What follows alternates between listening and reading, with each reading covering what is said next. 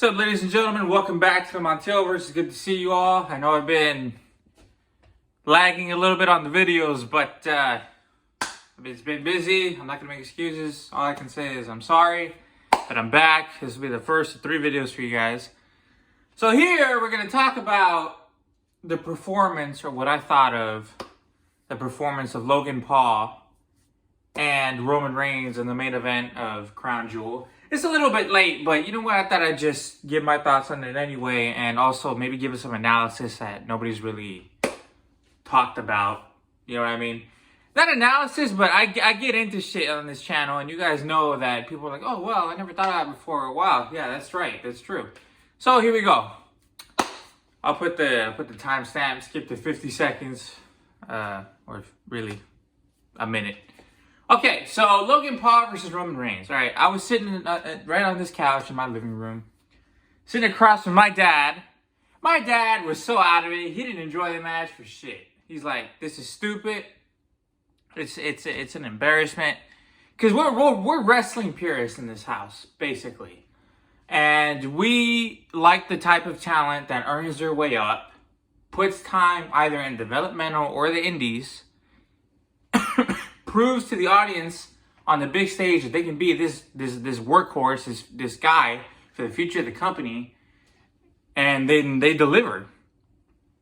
That's what somebody like Roman Reigns did, Seth Rollins, AJ Styles, John Moxley. I mean, every single great wrestler you can ever think of basically went to the developmental or went to the indies, went to NXT, and then they finally got up here. That's the big thing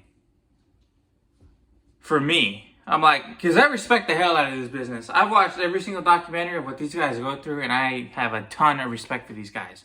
So for me, it's a little weird that somebody, just because they have 30 million followers and shit, just gets a free pass right into the main event. That's my issue with it. I'm well aware of Logan Paul's background, which really doesn't fucking impress me all that much. He was a collegiate wrestler in Ohio. He went with Floyd Money Mayweather for 8 rounds. I'd like to point out it was a 50-year-old Mayweather. Because you guys are freaking crazy if you guys think that prime Mayweather wouldn't have put Logan Paul away in 3 rounds. And by the way, Mayweather's never been much of a knockout person for the last, 10 years. So, alright, so now actually getting to the match. I enjoyed the match for what it was. A lot better than I expected. I will say, Logan Paul is a hell of an athlete, alright? I'm not even going to take that away from him. I don't like the guy. You guys know this. I don't like one single solitary thing about this man. But I'm clear-cut all the way through. And I back up my shit. He is, without a doubt, a great athlete. I call it like it is every single time. That's the truth. The man can jump. Man can flip.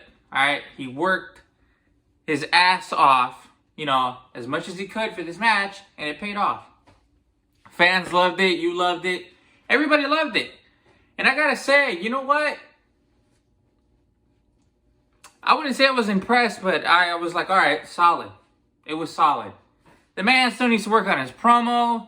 He needs to work on his image. I mean, there's nothing about him, to me, that's like, oh, he's a big star material. It just does not work for me. But the match itself was great. Because I wrapped my head around before I went to this match, around the fact that it's going to be a match. There's no way they're going to get a social media megastar like Logan Paul, get him backstage and say, okay, you're going to lose Roman in 3 minutes, like what would realistically happen. No, they made a match out of it. And I knew that was going to happen. And it was good. I loved the Usos going against the Impulsive Crew. I hate to say it, but I loved Jake Paul coming out and making things interesting. And then Solo Sikoa was when I got really hyped when he came out. I'm like, he's going to fucking take out Jake Paul. He was going to, but this is one thing that pissed me off about this match. They're dragging Solo away. All the security's all pushed him. I'm like, okay, why don't they get fucking rid of Jake Paul too then? Then the Usos are behind Jake, and then he's screaming out for Logan like a little girl and shit. And then Logan jumps over the top rope, takes out both Usos. And then slides back into the ring, gets Superman punched, and speared. That's it. One Superman punch, one spear is all it took to put Logan Paul down. And you know what? The way they wrote this match, I was fine with it because Logan Paul hit every single move possible that he knew of, that he trained with, that he used in, you know, that WWE Developmental Performance Center ring against Roman Reigns, and it wasn't enough. He hit him with the lucky punch. He hit him with the combo. He hit him with his springboard front flip off the top rope, clothesline. I mean, this man did everything. He did the lucky shot off the top rope. Because now I'm confused. First it was a frog splash. It was called the lucky shot. Now it's like the lucky shot. So he hit the frog splash onto the announce table. That still wasn't enough. So Roman was basically a tank. Where me and my dad get pissed off is, yeah, we get it. They had to make a match out of it. The story of it as well. And it was a great match or whatever. But they give Logan way too much credit. It literally took Roman 25 minutes to get rid of this fool. Seriously. I mean, geez, you think he was facing, you know, Brock Lesnar or somebody.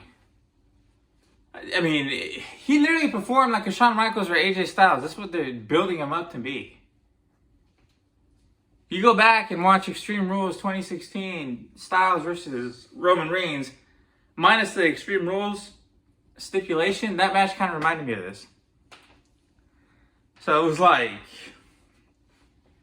So yeah, at the end of the day, you know what? Despite all the problems that I just named with Logan Paul and him being in the main event this early, I mean, it's his third match. And he gets to go against somebody who's been carrying the company the last 2 years.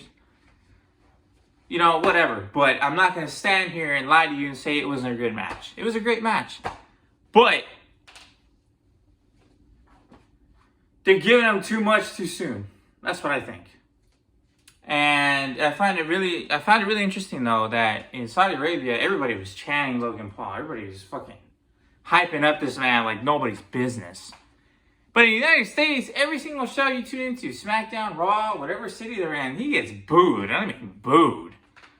But for whatever reason, in Saudi Arabia, they love his ass. So, total money grab. I saw right there from the beginning.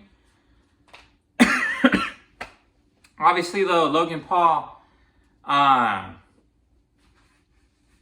tore his MCL, ACL, and the meniscus as well. So his ass is going to be out. So to me, that's a first-time indicator. He's only had 3 matches, okay? This match went on 25 minutes. A little long, yes. But he tore all his knee in one match. And it's his 3rd match. You know what I mean? He's had a total of 3 matches. The man's already falling apart. In this business, professional wrestling, everybody talks about, oh, boxing, you know, you actually get hit, you get killed out there and shit. I'm like, yeah, but they fight twice a year. Same with the UFC. They fight once or twice a year. These guys are out there every single motherfucking day. Literally, every day they're out there. 300 plus days a year. It's scripted, it's fake, they fall a certain way, they don't really hurt each other. It's a lot of wear and tear on the body, let me tell you. Logan Paul is a perfect example. His fucking barely 3rd match and he already blew his knee. 3rd match. So I don't think he's built for this. To be an everyday performer. But yeah, I'm sure, because he signed through 2023, so I'm sure he'll, you know, do a match every... Once in a blue moon is what it seems like Triple H is going for with this guy, or whenever Logan Paul gets bored of it. But let me know what you guys think of the match. I appreciate you guys stopping by. I'll see you in the next video. Deuces.